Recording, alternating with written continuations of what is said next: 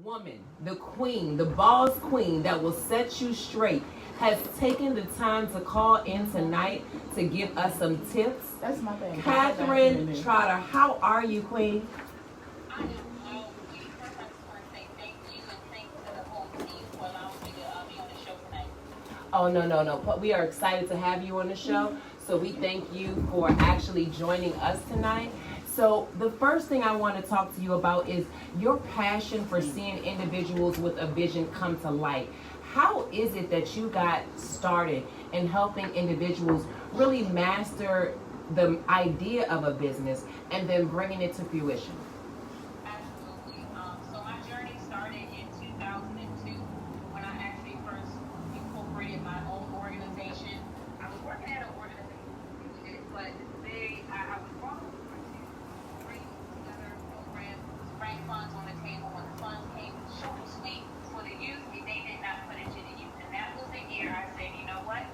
I'm going to use the energy, the skill set, and the passion and start my own. So that was the year that my nonprofit was birthed. And then along the way, several years into running my own organization, there were other leaders of organizations that were in the beginning phases. They needed to get their 501c3, just needed some help around strategy and implementation. And so that was the year also in 2007 was when my consulting business was born with the passion to educate, inspire, but also be able to show someone A through Z on how to implement organization, not just from the startup phase, but also long term. I love it. Now, I know I've sent you some referrals, and I know you have been a blessing to me with Empowerment Essence and a few other hosts on the show. Yes. Catherine, what would you say is the most important thing for an individual that is looking to launch their business? It's 2020, it's the new year. You know how we hold on to those ideas and say next year. What is it that you would recommend or say to any individual that has an idea and they need to bring it to life? What is the first step? What I would highly recommend is to bunker down this weekend. If you haven't had a chance to write out your strategy, utilize this weekend, utilize tonight to do it. So a simple way to do that, get a piece of paper, or if you're a techie, you can use the notes section in your phone. I want you to jot down the top 3 goals of the year. That's the first thing. I want you to jot down the top 3 goals of the year. Now, with those top 3 goals, then what I want you to do is break it down into quarters. Quarter 1, 2, 3, and 4. And then when you break it down into quarters, you're going to identify what is the financial goal that you want to raise in each quarter. Then you identify what the marketing strategy is. But it all starts with the core 3 goals for the whole year and break it down into quarters. I love it. So the Nancy Alert has a question for you. These goals are so important for us. Thank you. Yeah. So, Absolutely. Catherine, I think that goals are important, business planning is important, but what I would like if you can emphasize to those that are listening how important it is for the foundation when you're starting a business. I know a lot of people think, oh, I'm not going to get a lawyer, I'm not going to get an accountant, I'm not going to do this, I'm not going to do that. And I'm like, okay, you don't have to do it now, but you're going to do it later, and it's going to cost you more later. How important it is to have that lawyer to set it up right, that accountant to set you up right, so later on you're not paying extra because you messed up from the beginning. Actually, you hit the nail on the head. I was talking with a client of mine that's in Atlanta, and she reached out to me, and she actually did her paperwork, but it was all inaccurate. Mm-hmm. And this was before she, got connected with me. And now we're in the process of having to do her paperwork all over. She's already put out money to the state. She's actually in the ATL area.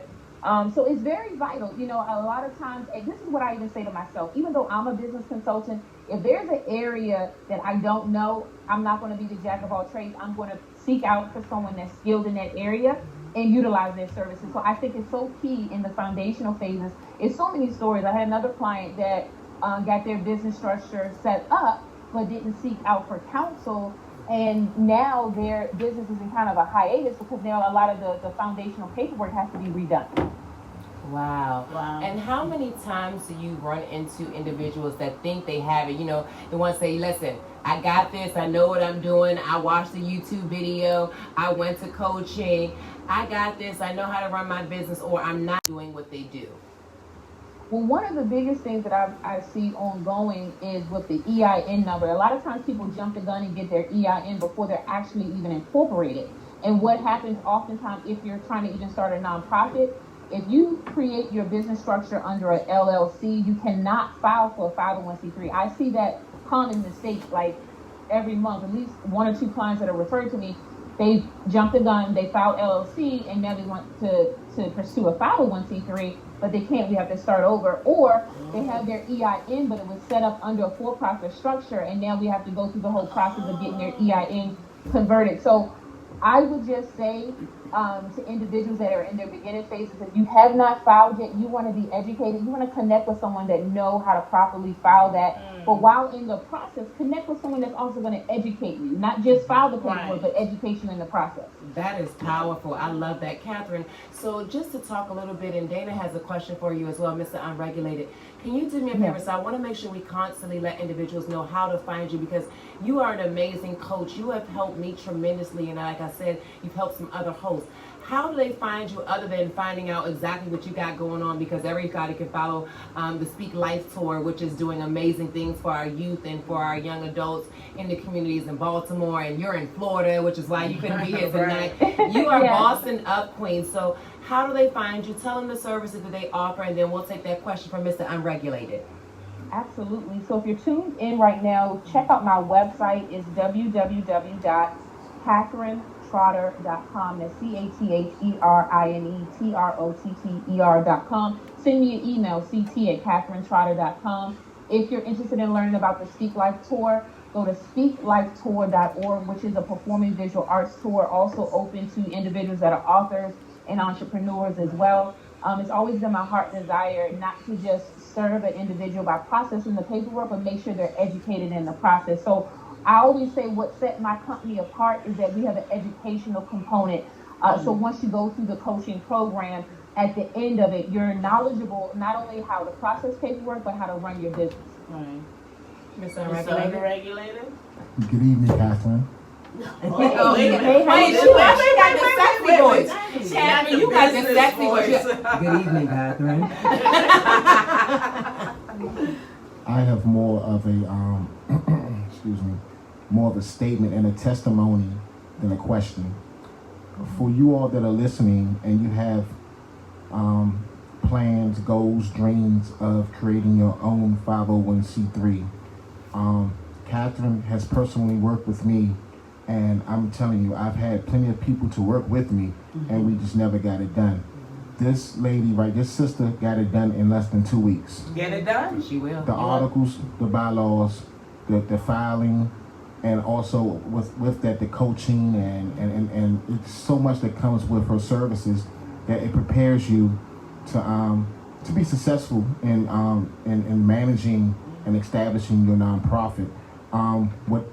This nonprofit that I have established is more so of a network, and she did a great job. I got last week, I think I told you, Catherine, I got the letter of determination back. Yay! Congratulations! So our next step is basically start seeking funding and putting the packages together for sponsorships and things like that. And we also, for you all that are listening in the Washington, D.C. area, 2020 is the year. Don't pay $400 a week for babysitters this summer. You can bring them to Diversity Awareness TV. We will teach them media arts. Awesome. And we'll be your babysitters as well for $250 a week. There you go. Okay. Yes. So, Catherine, I really do appreciate you, and I thank you. And for those listeners that would like to seek her services, if you did miss the number or if you did miss the website, she will give it to you again. You can also, if you have a question for Ms. Trotter, you can call in at 202-299-6673. That's 202-299-6673. Don't be shy if you got questions. If you have a dream, she makes dreams come true. Yes, she does. Yes, she does. It's the new decade. It's 2020. It's the third day of the year. So all of those who are ready to start a business, ready to level up your business, go to the next level, just make sure you do it right. Because remember, it's like building a house. Starting a business, creating a business is like building a house. If it is not on the right foundation, it will crumble. That's good. Catherine, so for those individuals like myself, you know, you work with me and with Empowerment Essence, and you was like, Shanetta, you got this, you got that, so you just need to do some fine tuning. So just when an individual thinks that they have it, so like for myself, I thought I had it. I had the vision, I had the programs, I had these together, but how do you help individuals open up their expansion in regard to their vision and really capturing the goals? For myself, you know, I knew what I wanted to do. I knew I had the programs, I knew I had the services, but reaching out and going about it the right way, the strategy component. How do you help individuals focus on the strategy and saying, I got an idea, okay, what's step 1 and step 2? Can you take us through just the first 3 steps of really launching your business or even launching your idea to start? Absolutely. So when I'm working with a client, the first thing I always like to send them is a business questionnaire. It's about 11 pages long, but the thing is, I work with my client on completing that questionnaire. The purpose of why I send that out is to help dissect. It's kind of like, you know, really surgery. We're going into that person's mindset and we're dissecting all the ideas, all the concepts, and then we're putting it down into a concrete plan of execution. So when I first work with someone, that's the first step. We will complete that questionnaire. And then after the questionnaire, we have a vision session. And in that vision session, we don't just talk about the current year we're in, we talk about the second year, the third year, and then I like to call the ripple effect, 10 years down the road. Where do you see the business 10 years down the road? And then there's a concept that's often said, build with the end in mind. Then we double back to the current year, and then we lay the foundation so that way that long-term goal by the 10th year will become a reality. So we start with the questionnaire. And some of the questions on the questionnaire talked about what is your financial projections in terms of, we have to talk about the money, you know, in terms of what do you want to see, you know, but then a lot of times people will throw out large numbers but have no strategy. So I am big with breaking a strategy down by the quarters, quarter 1 through 4, because then you can see what your overall financial goal is for a calendar year, and then you break it down into bite-sized pieces per quarter. I love it. I love it. And what would you say has been the number one downfall that you have seen for business? So they say if you make it the first 5 years, you're winning. That's the struggle. Once you hit 5 years, okay, you've managed to come over that hump. Yeah. What do you see as the downfall for businesses that don't reach that 5-year stretch? And we know it's hard. We know funding is not easy. We know sometimes the passion that we have at year 1 is not the same at year 3. But what do you see as the downfall for businesses between years 1 and 5? Lack of consistency. Yeah. And I say that because, see, when I started my first organization, I was 22 years old. So I wasn't, rolling in the dough. That wasn't a reality. But what I did was, the money I was making from my place of employment, I was putting money to the side. I have a term, and it's called trim back the fat. Sometimes it's, we say we don't have money for this, we don't have money for that, but sometimes when we look at it, we can trim back the fat and eliminate some things. So with me, I learned over the years in building a business, literally on a shoestring budget, how to build over a long-term period. And if a person isn't consistent, there goes the business. And there's going to be good days, there's going to be bad days, there's going to be days that the door is shut in your face, there's going to be days where you just don't know how to make it. But that's why I say, when you're building a business, build it lean. Don't have it too top heavy. I was coaching someone, this was some years ago, and they wanted to have their first event at this huge venue that they couldn't afford, and they wanted to have all this fancy tablecloth signatures on it. I mean, it was just running the budget crazy, right? Okay. So I would say the first thing is lack of consistency, and the second thing is that the business operations is too top heavy, and they need to trim down the budget. So then, Catherine, would you say that the difference between first year and the 5th year or the 3rd year or whenever they lose the steam would be not having strategies, not having programs, things in place to follow, so that you know that every day, like Shanetta, I'm working on it. Every day you're supposed to be doing X, Y, Z in your business. You, like you said, consistency, but you also have to have programs, right? And you also have different strategies and set that every week, every day, every month, every quarter, whatever, this has to be done. And if it's not done, then the business is not going to flourish. Yeah, I agree. I think the thing when sometimes a person will lose steam, I think also is because they never clearly define what their long-term goal was. They're starting with a lot of passion and they're excited. They're getting boosted by everybody around them, but they never determined what that long-term goal was. So now we're in year 3. We didn't even see year 5 because we never even projected what year 5 would look like. That's good. And Catherine, in working on the business plan, and we're going to bring you back, I want you to give your information one more time. In working on the business plan, how essential is a business plan? So I said my thing for 2020 was if anybody asks me to work on another project, because sometimes I spread myself too thin and trying to over assist and help on different areas. If you don't have a business plan, we can't talk. Is that realistic in doing business? I personally think so. I mean, I know when I get calls from someone, they may say, hey, you know what, I want to partner with you in your business, I want to partner with your organization. I will quickly ask, what are your goals? Where do you see yourself in 2020? Where do you see your program in 2 to 3 years from now? If they say, I don't know, then I mean, I'm not inclined to partner with them. And isn't it because, too, when people say, I want to partner with you, I want to collaborate with you, I want to do this with you, it's not necessarily that they want to get all of your network, they want to get what you have going on, but they haven't set up anything in their realm to help take you to the next level, but they want you to take them to the next level. Right, and I think a person should just be honest. Like, I had a person come to me and say, hey, I want you to mentor me. They wasn't trying to say partner because they knew they wasn't even in a level to truly be an equal partner. Right. But they said, can you mentor? And I respected that, and I said yes because they came to me and they put on the table what they truly was asking for. Right. You know? Catherine, you said, I'm sorry to interrupt. I want to go back just a moment. You said they were not even on a level to partner with you. And what I mean by that is, I'm not talking about a financial level. I'm talking about a mindset level. Okay. Because again, when I started my business, I had meager funds. Literally, $500 is how much I had when I started my business. But I had the hunger, I had the tenacity. In other words, if I had to stay up till 9 p.m., 11 p.m., however long to get it done, I would do that. Will that partner stay up till 9, 11, midnight to get it done? Yeah. That's good. But you said not on the level, but people can bring different things to the partnership and the collaboration, right? So that's why we're not saying, oh, you didn't have the money or you didn't have the network. You could bring something totally different that we need that nobody else had. You have no money, right? But you have something. It's like with every relationship, what are you bringing to the table?